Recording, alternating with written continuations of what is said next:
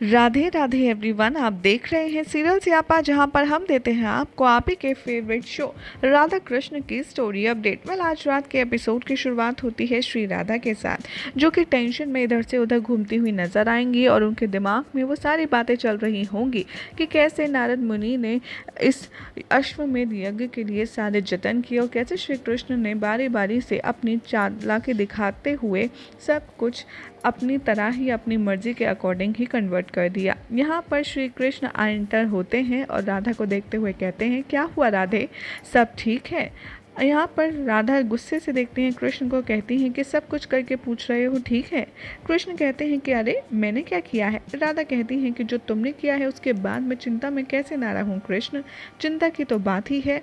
भोले भाले नारद मुनि जी को तुमने क्यों फंसाया? कृष्ण कहते हैं, भोले भाले नारद जी, सारी योजना उन्होंने बनाई, सारा प्रयोजन उनका, और सारा नाम तुम मुझ पर डाल रही हो? वाह, ये तो उचित नहीं है ना राधा। राधा कहती है, देखो कृष्ण, जो भी है, मैं नारद मुनि को वचन दे चुकी हूँ कि अब इस समस्या का हल करना ही होगा, और तुम आज ही सुनिश्चित कर लो कि यज्ञ में तुम्हारे साथ 8 रानियों में से कौन सी रानी अर्धांगिनी के रूप में अश्वमेध यज्ञ में बैठेगी। कृष्ण कहते हैं कि तुम समझ क्यों नहीं रही हो राधा, ये सब कुछ नारद जी जानबूझ कर करवा रहे हैं, क्योंकि तुम उनकी बातों में आए जा रही हो। मैं जानता हूँ कि कोई ना कोई चक्कर तो ज़रूर चला रहे हैं आप नारद जी। और मन ही मन श्री कृष्ण नारद जी के बारे में बात करते हुए कहते हैं कि आप कोई चक्कर नहीं आया है, मुझे अच्छे से पता है, बल्कि आपने तो हम सबको चक्कर में फंसाया है।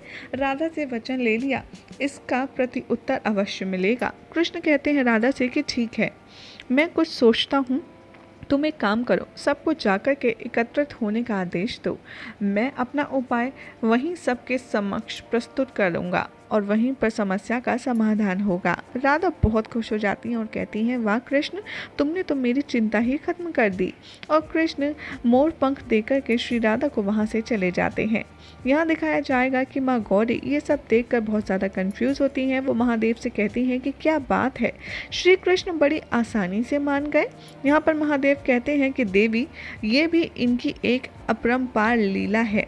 जब जब श्री कृष्ण किसी बात को इतनी सरलता से मान जाए तो समझ लो कि यहाँ पर कुछ बड़ा होने वाला है। और उनकी मुस्कुराहट पे मत जाना, मुस्कुराहट के पीछे का प्रयोजन कुछ और ही है।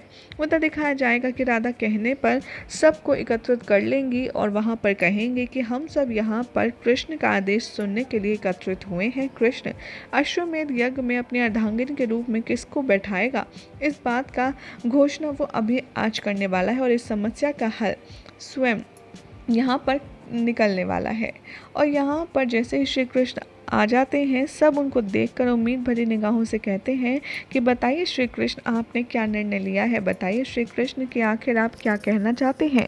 नारद मुनि कृष्ण को देखते हैं, उन्हें टीस करते हुए मनी मन कहते हैं कि अब बताइए श्री कृष्ण, आखिर आप इस समस्या से कैसे बचेंगे? अब तो आपको अपना जो उत्तर है वो देना ही होगा। कृष्ण कहते हैं, लेकिन मेरे पास समाधान की बात कर रही हैं, किंतु समाधान तो यहाँ किसी और के समीप है। सब कोई पूछते हैं कौन है कौन है।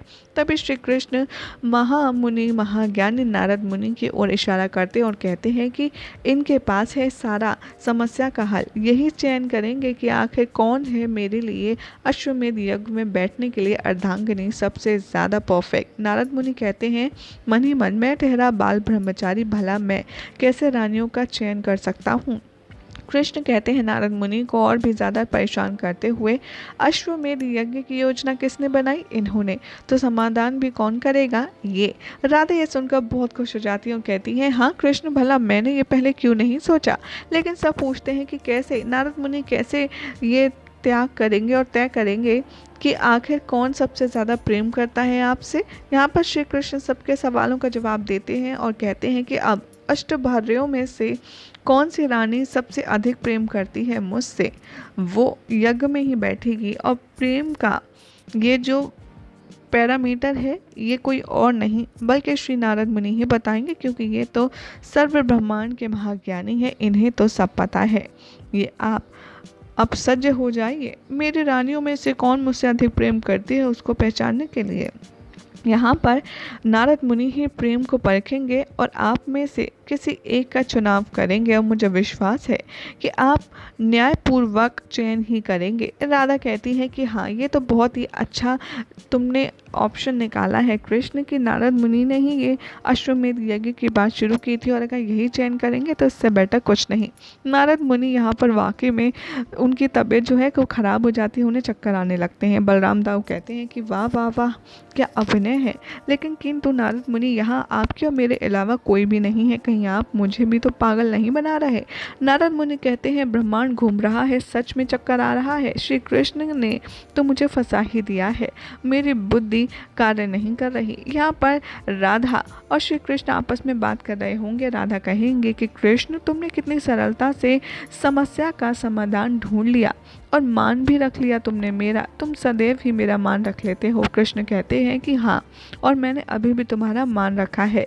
लेकिन प्रश्न ये उठता है राधे कि ये कार्य उनको दिया है हमने और वो अच्छे से कर पाएंगे या नहीं। राधा कहती है हाँ हाँ, अवश्य कर पाएंगे, वो तो बहुत चतुर है, वो सब अच्छे से कर लेंगे। कृष्ण कहते हैं मन ही मन, हाँ, उनके चतुराई से भली भांति परिचित हूँ मैं, लेकिन सही समय पर सही स्थान पर होना ये तो उनकी ही जिम्मेदारी है, तभी तो वो अच्छे से निर्णय ले पाएंगे। ये देखो कौन आया है। और यहाँ पर दिखाया जाएगा कि सारी रानियाँ, जो 8 रानियाँ हैं, वो अपनी अपनी जिस चीज़ में टैलेंटेड हैं वो लेकर के आएंगी। जैसे कि जो खाने में बनाने में एक्सपर्ट है वो खीर बना करके लाएगा, जो म्यूज़िक में एक्सपर्ट है वो अपना इंस्ट्रूमेंट लेकर आएगा श्री कृष्ण को एंटरटेन करने के लिए और उन्हें प्रेस करने के लिए।